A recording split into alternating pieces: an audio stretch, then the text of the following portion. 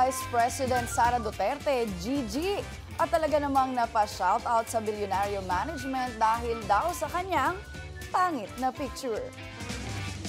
Akalain niyong ayaw magpakabog ni VP sa kanyang mga kalaban kahit pa sa picture lang niya. Pakisabi dyan sa opisina ninyo ha, na ayus-ayusin naman nila yung picture ko. Yung picture na gamitin nila, yung maganda ako, wag yung pangit ako.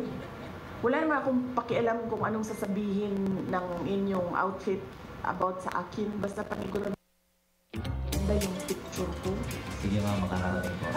Bakit yung mga kalaban ko, magaganda yung mga picture na ginagamit nila? Bakit pangit yung picture na ginagamit?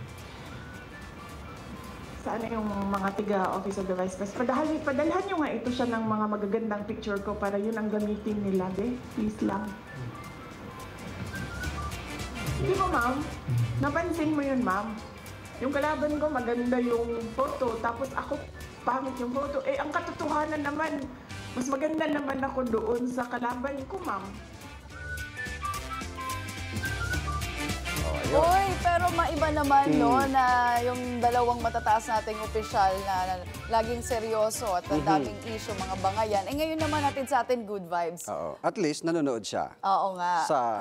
Sa Billionaire News Channel kay si Vice President. Oo, at si PBBM naman, eh, talagang aminado din siya sa height difference. Wala daw basketballista kasi sa Malacanang, no?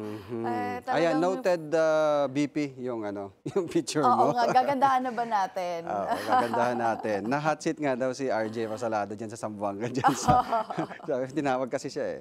Ayan.